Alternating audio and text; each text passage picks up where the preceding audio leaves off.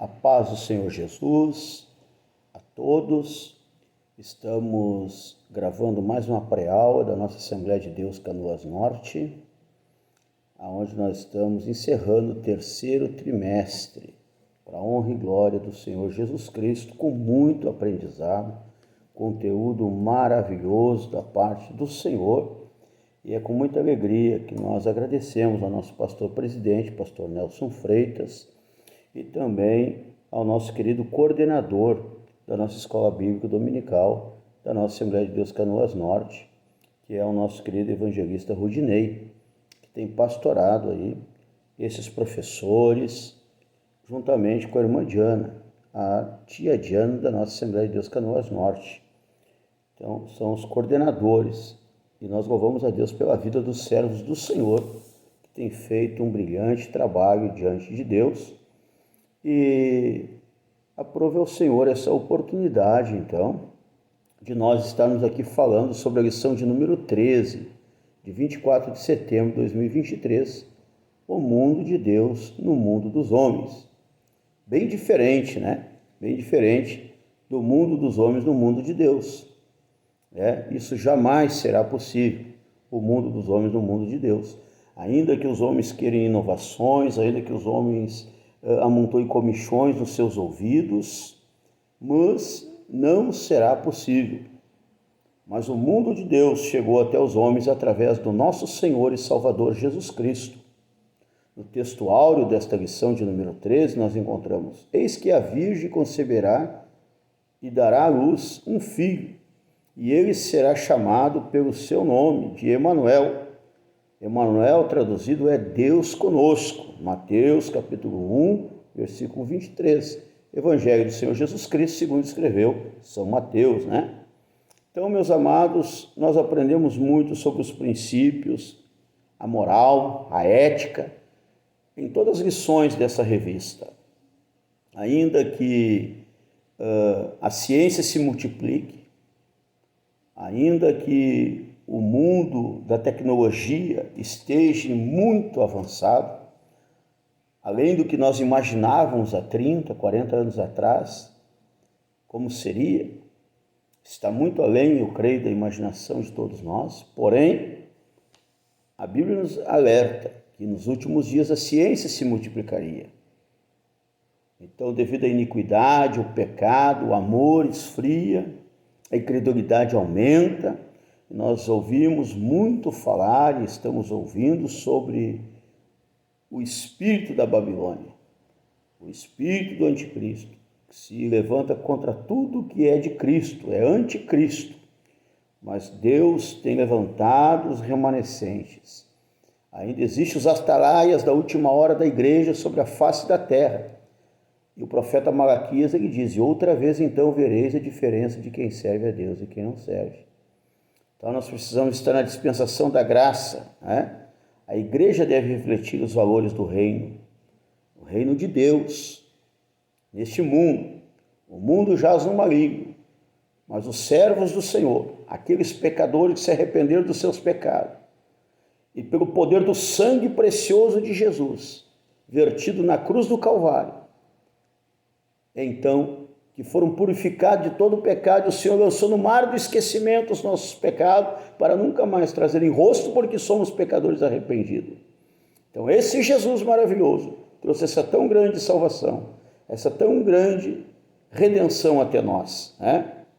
Então, se nós guardarmos os princípios, se nós valorizar aquilo que Deus deixou para nós, para que nós possamos desfrutar depois em toda a eternidade, se nos apresentarmos ao Senhor no momento em que nós nos encontrar com Ele, como pecadores arrependidos, como servos que servem a Deus, então nós temos a eternidade para desfrutar.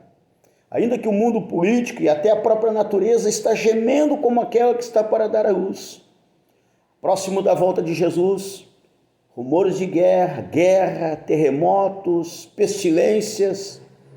Quando se descobre a cura para uma enfermidade, vem outra pior. Isso tudo anuncia a volta do nosso Senhor e Salvador Jesus Cristo, que um dia veio, palmilhou a face da terra para trazer a salvação, para religar o homem com Deus.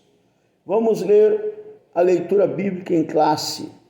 O Evangelho de São Mateus está ali no capítulo 1, versículo 21 até o 23. E ela dará à luz um filho, lhe porás o nome de Jesus, porque ele salvará o seu povo dos seus pecados.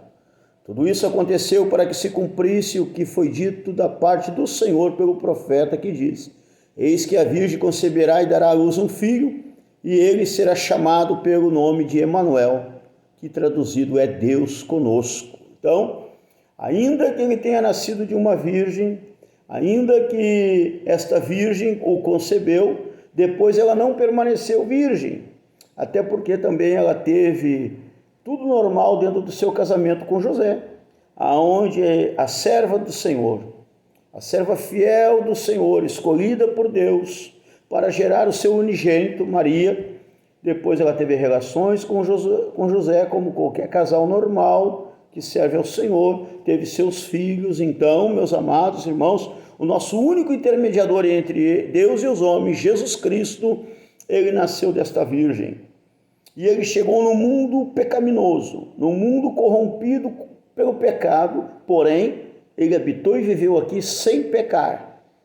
Ele nos deixou o legado de uma vida de um servo, o exemplo do servo fiel, o servo perfeito de Deus, o Cordeiro de Deus que veio tirar o pecado do mundo. E Paulo escreve aos Gálatas no seu capítulo 4, versículo 3 ao 7. Assim também nós, quando éramos meninos, estávamos reduzidos à servidão debaixo dos primeiros rudimentos do mundo. Mas vindo à plenitude dos tempos, Deus enviou o seu Filho, nascido de mulher, nascido sob a lei, para remir os que estavam debaixo da lei, a fim de recebermos a adoção de filhos. E porque sois filhos de Deus, enviou aos nossos corações o Espírito de seu Filho, que clama: Abba, Pai.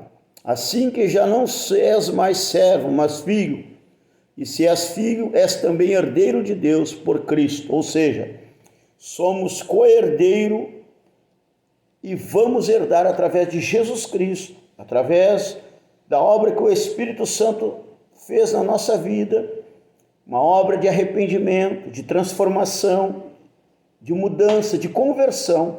Íamos numa direção para baixo, para a eternidade sem esperança de ver Deus. Agora nós convertemos para o alto, para os céus, de onde vem a nossa redenção. E a nossa chegada é mais importante do que a arrancada. No momento que nós partirmos, quer seja vencendo o último inimigo, que é a morte, ou quer seja pelo arrebatamento da igreja, que está muito próximo, os sinais, como falei, tanto político quanto naturais, céus e terra anunciam a volta do Senhor Jesus Cristo. Mas o nosso encontro com Ele precisa ser naquele momento de comunhão, naquele melhor momento nosso com o Pai Eterno. E Jesus Cristo veio proporcionar isso, a oportunidade do homem ser religado ao Senhor, deixar de ser escravo do pecado, deixar de ser escravo das paixões, dos desejos e se tornar co-herdeiro de Cristo em todas as coisas. Porque este amigo, ele nos colocou no seu testamento, né? Então, é muito importante nós nos lembrarmos que Jesus veio trazer a salvação. Se houver arrependimento, então há salvação, porque é chegado o reino dos céus. Isso podemos ver afirmado ali em Mateus capítulo 4, versículo 17.